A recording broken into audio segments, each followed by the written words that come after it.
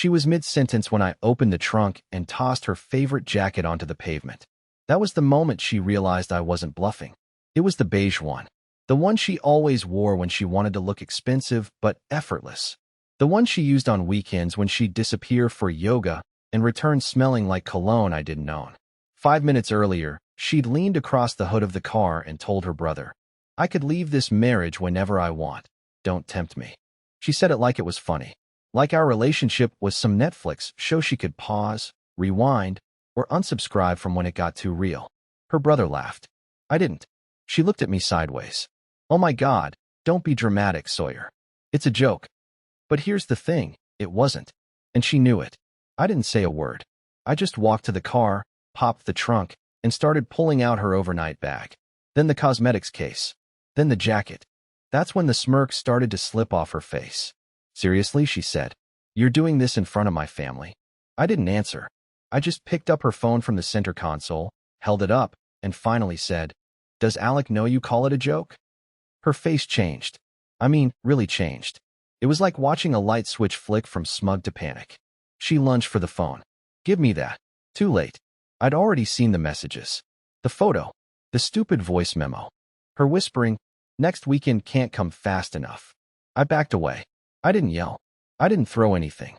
I just stood there, in the middle of her parents' driveway, holding the phone like a dead bird. Her mother came out, asking what was going on. Her father hovered behind, arms crossed, watching me like I was the problem. She turned on the tears fast. "He's trying to embarrass me. This is what I deal with," she sobbed. I couldn't even laugh. I just opened her suitcase, dropped the phone in, zipped it shut, and rolled it to the edge of the porch. "You said you could leave any time," I told her. "Congratulations. This is any time." I got in the car. I didn't slam the door. I didn't peel out. I just drove away. And yeah, I cried in the Wendy's parking lot 10 minutes later. I'm not gonna lie, but that was nothing compared to what I found when I got home. Because back at the house, on the guest room bed, was something I wasn't supposed to see. And it wasn't just proof she cheated. It was something worse. Something I'd never be able to unsee. When I got back to the house, I wasn't even thinking straight. My hands were shaking so bad I nearly dropped the keys twice. I unlocked the door, walked inside, and for the first few seconds, I just stood there in the hallway. It was quiet. Too quiet. No perfume scent. No annoying hum of her essential oil diffuser. Just silence, and the faint ticking of the stupid cat-shaped wall clock her mother gave us as a housewarming gift. I went straight to the guest room. I don't even know why. Instinct, maybe. Or maybe because it was the one place she thought I never looked. We never used that room for anything. Just storage, random gift bags, boxes of holiday crap. But when I opened the door, I knew immediately something was off. The bed was too perfect. Not a single wrinkle in the duvet, except for one. A sharp crease across the middle like someone had recently sat on it. On the pillow was a scarf. Not hers. I picked it up. It still smelled like aftershave, and not mine. That was the first punch. The second? That came when I noticed the small black pouch tucked half under the mattress. I pulled it out. Inside was a burner phone. A literal burner phone. Who even uses those anymore unless they're selling drugs or cheating? I opened it, and it powered right on. No passcode. Bold move. There were only 4 contacts. No names. Just emojis, a flame, a lock, a camera, and a black heart. I opened the messages. I wish I hadn't. The camera one? It was Alec. No doubt about it. Photos of hotel key cards. Bathroom mirror selfies. Her feet, on his dashboard. Who the hell takes pictures of their feet with another man unless they want to humiliate you on a spiritual level? And then I saw the calendar app. She had dates marked off like it was some twisted advent countdown. Except instead of counting down to Christmas, it was to some trip. A trip she never told me about. Booked right after our anniversary. I sat on the edge of the bed and just stared. I couldn't even cry. It was too surreal. This wasn't just a fling. This was a plan. An escape route. A whole secret life built inside the walls of my house. I went to our bedroom, pulled out her suitcase again, and this time I really packed. Not just clothes, everything. Her jewelry, her laptop charger, the random crystal she claimed was for balance. I dumped it all in. I even tossed in the cat-shaped clock. Let her stare at it like I've had to for 3 years. And then, like a masochist, I opened her laptop. I shouldn't have. I know I shouldn't have. But I did. There were emails. She had an email folder literally named Crescent Moon Alt Life. Who names something like that unless they know they're a villain? And that's where I found the final nail. An email thread between her and Alec. Title, Plan B.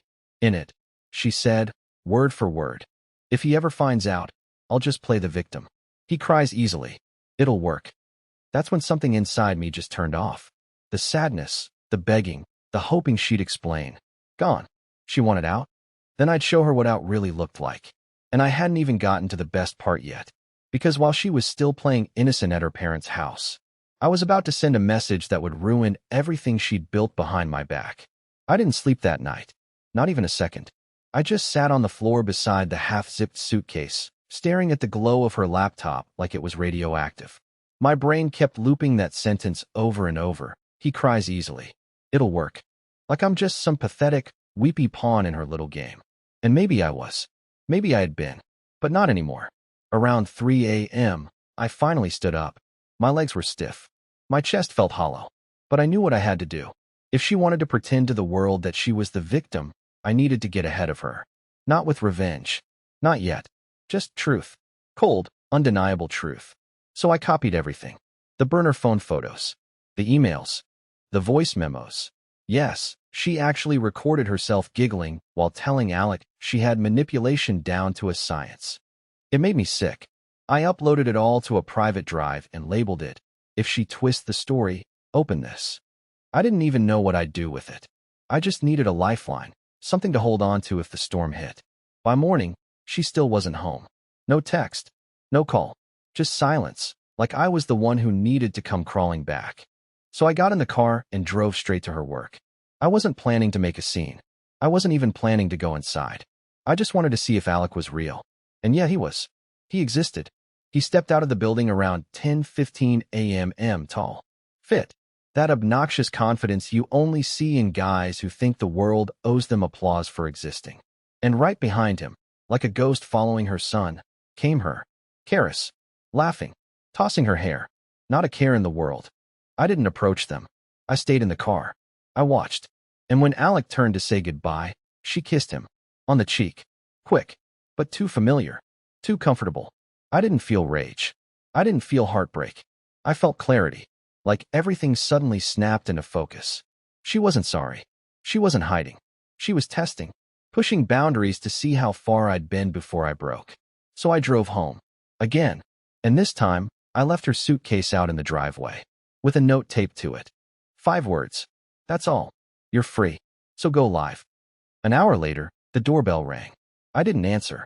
I watched from the upstairs window as she stood there, staring at the suitcase like it was some kind of bomb. She read the note, then glanced around like she thought she was being pranked. She knocked. Once. Twice. Then she shouted, "Sawyer, this is ridiculous." I didn't move. Then her phone buzzed. I could see her check it. And that's when her face changed. Completely. Because I'd sent the first message. Not to her. To Alec's wife. And if Karis thought she could control the fallout, she had no idea what was coming next. When I tell you her face drained of color, I mean it. Like someone flipped a switch and pulled every ounce of smug right out of her bones. She stood there, frozen, phone still in her hand, eyes locked on the screen. She didn't even knock again. Just turned, grabbed the handle of her suitcase, and wheeled it back toward her car like a ghost. I didn't smile. I didn't celebrate. I just watched from behind the blinds as the cracks finally started to show. That was the first domino. Because what she didn't know, and Alec definitely didn't know, was that I didn't just send one message. I sent 4. One to Alec's wife. One to their company's HR department. One to her cousin, the same one she laughed with while mocking me. And one to myself, with everything backed up and time-stamped, in case they try to play victim later. It was all unfolding faster than I expected. Alec's wife replied first. A simple message, "I've known. But thank you. Now I have proof." I swear, that line hit me harder than anything Karis ever said. I've known. That poor woman had been living her own version of hell, just like me, pretending everything was fine because that's what people expect. Around noon, I got the next hit. Karis blew up my phone. 15 calls in a row, no voicemail, just panic. I ignored all of them. Then came the texts. "Karis, Sawyer, what did you do?" "Karis, you're going too far. You're ruining everything. Karis, please. Let's talk. Just talk. Karis, do you understand what you've done? Karis, you're destroying my career. That one made me laugh. She wasn't worried about us. About me. About our marriage. No, it was always about her image. Her job. Her next move. Then came the one that stopped me cold. Karis, you think you're the only one with dirt. I sat back in my chair. What did that mean? Was she bluffing? What could she possibly have? I hadn't done anything wrong. I'd been boringly loyal. Pathetically patient. Unless she'd been planning something deeper. Something darker. And suddenly I remembered the camera. 2 months ago, she insisted we get a home security camera. Just for safety, she said. You're gone during the day, and I like knowing I'm not alone. But she was never alone. That's the part that stuck in my chest like glass. I pulled up the camera app. She'd set it up on her laptop, but I had the password saved too. I hadn't checked it in weeks, never had a reason. But now, my hands were sweating as I logged in. There were dozens of clips. Most were just her walking in and out. Boring. But then, one from a Thursday 2 weeks ago. 11:32 a.m. The camera was angled slightly wrong, tilted toward the hallway. Not where I'd left it. But it still caught the edge of the bedroom door. And from that crack, I saw movement. 2 shadows. Hers, and someone taller. I skipped forward. 11:41 a.m. A hand, a man's hand, reached out from the door, holding her waist. She laughed. Loud. Unfiltered. Not the fake laugh she gave me. The real one. The one she used to save for people she wanted to impress. The clip ended with her walking out in just a t-shirt and socks, holding 2 glasses of wine at 11 in the morning. So no, I wasn't crazy. I hadn't imagined any of it. But now I had video. And while she was scrambling to clean up the mess, I was preparing for something bigger. Because I wasn't just going to expose her lies. I was going to make sure she never had a place to hide again. By that evening, something had shifted in her. The texts stopped coming. No more calls. Just pure, eerie silence. It felt unnatural, like the air before a storm. I kept checking the front yard every hour, half expecting her to show up again, dramatic as ever, pretending to cry, acting like I'd gone too far. But she didn't. She vanished. And I should have been relieved. But instead, I got more paranoid. That last message, you think you're the only one with dirt. It kept looping in my head, and I started asking myself questions I never thought I'd ask. What if she had set something up? What if she'd been planning this longer than I realized? I went back through everything, texts, old photos, even our shared calendar. And that's when I saw it.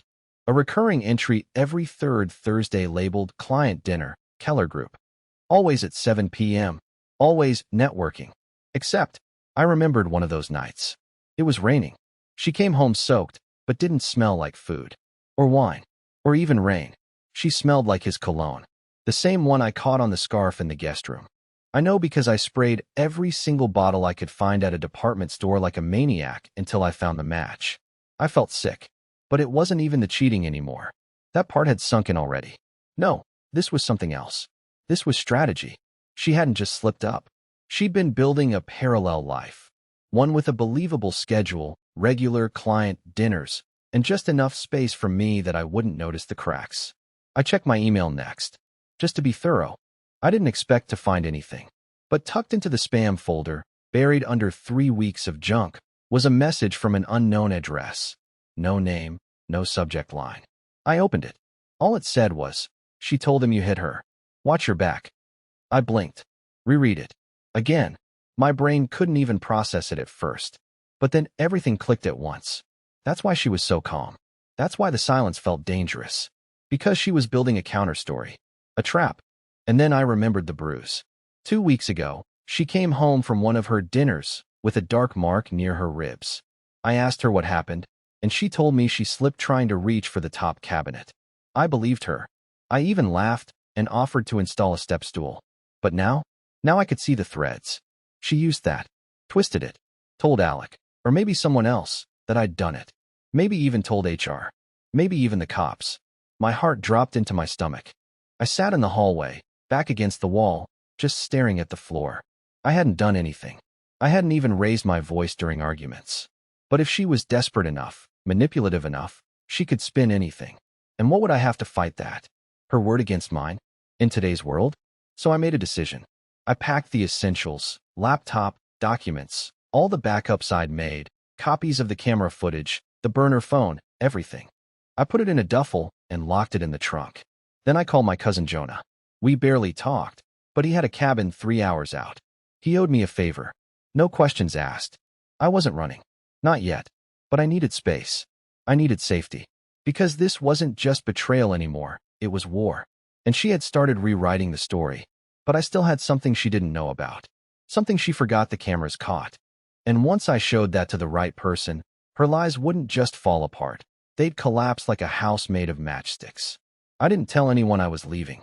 I didn't leave a note, didn't post online, didn't even tell my own brother. I just grabbed the duffel, threw on a hoodie, and drove. I didn't breathe easy until I hit the county line. Every car behind me looked suspicious. Every slow-driving SUV made me glance at my rearview mirror for too long. I know how it sounds. I sound insane. I get it. But when someone you shared a bed with starts turning your life into a setup, you stop assuming anything's normal. I got to Jonah's cabin just before dark. He was out of town, like I'd hoped. The key was still taped behind the breaker box like he said. The place smelled like dust and firewood. I didn't care. It was quiet. No doorbell. No scent of her perfume on the couch. No echo of her voice in the kitchen. Just quiet. I dropped the bag on the couch, plugged in my laptop, and went straight back into the security footage archives. I needed to find the piece she forgot. The part she wouldn't expect me to have. And I did. It was almost poetic. 3 days before the client dinner, she was in our bedroom alone, talking on speakerphone. She didn't know the camera picked up audio. She must have bumped the setting during a software update. And there it was, her voice, crystal clear, saying, "I told him I slipped, but it'll work better if he gets mad.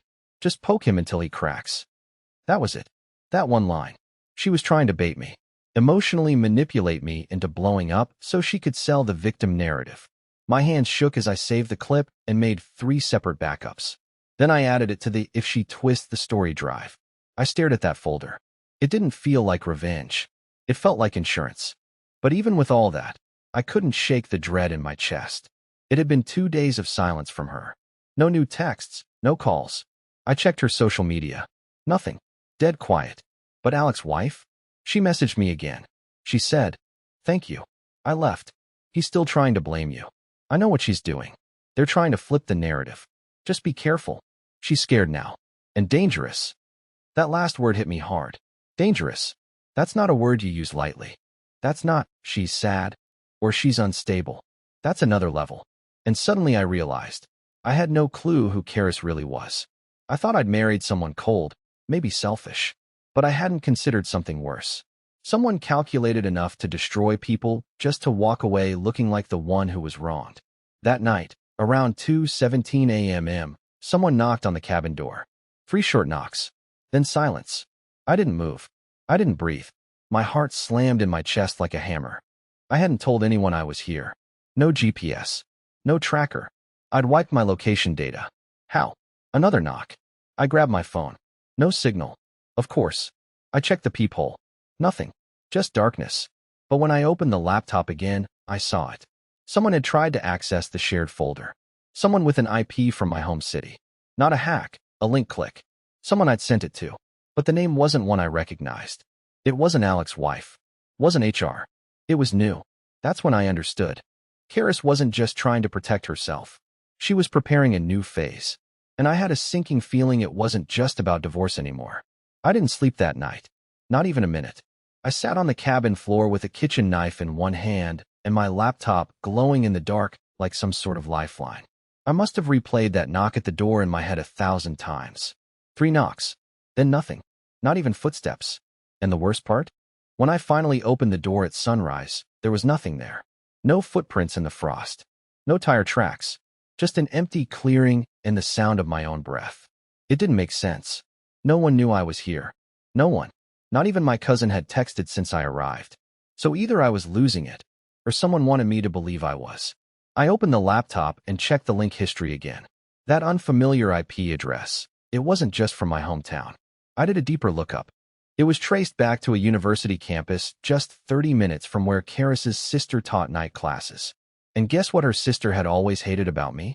"He's too sensitive," she said once. Too weak. Not a match for Karis. They were building something. A coordinated image. Emotional instability. Isolation. Maybe even violence. A full psychological profile they could weaponize. I knew how this would play if I didn't act. They'd say I'd snapped. That I'd run off, unstable. That I was dangerous, obsessive, emotionally unpredictable. They were building a paper trail without ever filing a thing. Just planting whispers. Shaping the perception. I had no proof of the knock. No witness. No cell service. No security cameras this far out. It was the perfect place for someone to make me vanish, or make it look like I'd vanished on my own. I packed. Fast. Threw everything back into the bag, slammed the laptop shut, and drove. No destination. Just away. Gravel spit behind me as I floored it through the trees, trying to convince myself I wasn't overreacting. But every tree looked like it was hiding someone. Every curve in the road felt like a setup. An hour later, I stopped at a gas station with working signal. First thing I did was check my email. There was a new message. No subject. No sender. Inside, just 5 words. You're unraveling. Everyone sees it. That was it. I nearly dropped the phone. It was happening. The psychological pressure. The discrediting. Make me question my own reality. Make me paranoid. Then when I finally collapse, they swoop in as the concerned ones. The innocent ones. I stood in that parking lot, fists clenched so tight, I felt my nails cut into my palm. I'd been humiliated, betrayed, manipulated, and now I was being framed for my own breakdown. No more.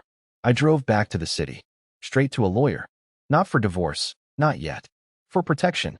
I walked in looking like hell and told him everything. I showed the evidence. The emails. The messages. The burner phone. The security camera audio. He didn't say much, just listened. Then he looked me dead in the eyes and said, "You need to file a protective order. Now, before she flips this completely." I filed it that day. Fast. Quiet. Clean. Then I made a final copy of the footage and sent it, not to friends, not to her job, but to a journalist I knew from college. A guy who owed me a favor. I told him to hold it, just in case. And I included one last piece of evidence she had no idea I'd recovered. Because remember that burner phone? It didn't just have texts. It had voice recordings. One of them was from a car ride. She didn't know it was recording. But the voice, her voice, was clear.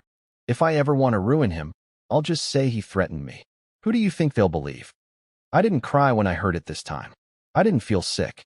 I felt ready. Because now I wasn't just trying to survive her lies. I was going to end them. The hearing was quiet. No yelling. No dramatics. Just me, my lawyer, and her. Karis, sitting across the room like nothing had happened. Her expression was composed, smooth, like she still believed she was ahead of me. She even had the audacity to wear the same beige jacket I'd thrown onto the pavement weeks earlier. Like this was all some business negotiation and not the wreckage of a marriage she personally lit on fire. The judge asked if I had anything to support my request. I didn't speak. I just slid a flash drive across the table. My hands didn't even shake this time. The courtroom went silent as the clerk plugged it in and hit play. Her voice filled the room. Crystal clear. If I ever want to ruin him, I'll just say he threatened me. Who do you think they'll believe? No one moved. Her lawyer reached over and stopped the audio. Karis didn't even try to speak. Her eyes flicked to mine, not with fury, not with rage, with fear. She knew. She lost. The protective order was granted immediately. But more than that, her plan cracked open like a dropped glass. HR got involved. Alec resigned. Karis was put on indefinite leave, pending internal investigation. I didn't celebrate. I didn't gloat. I just walked out of the courthouse with a silence I hadn't felt in years. A heavy silence, but a clean one. In the weeks that followed, something strange happened. People I hadn't heard from in forever started messaging me. Not just to gossip, but to say they'd always felt something off. That they noticed how she spoke over me.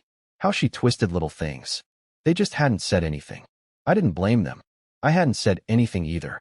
I'd let it happen for years, quietly convincing myself I was the problem. But not anymore. I didn't move back into the old house. I sold it. Every room held a version of me I didn't want to be anymore. The apologizer, the second-guesser, the doormat. I used the money to start over. Small town. Simple place. No shared closets. No burner phones. No cameras hidden behind picture frames. Just peace. I got a dog. I started cooking again, badly, but happily. I even started talking to people like a human again, not like someone trying to scan every word for hidden traps. And yeah, eventually, I met someone. No big love story. Just a kind woman named Elise who doesn't play games and doesn't treat trust like a bargaining chip. Karis tried to reach out once. An email. One line. You win. I didn't reply. Not because I wanted the last word, but because I didn't need it. I didn't need to win. I just needed to finally stop losing myself. And now, I'm not lost anymore.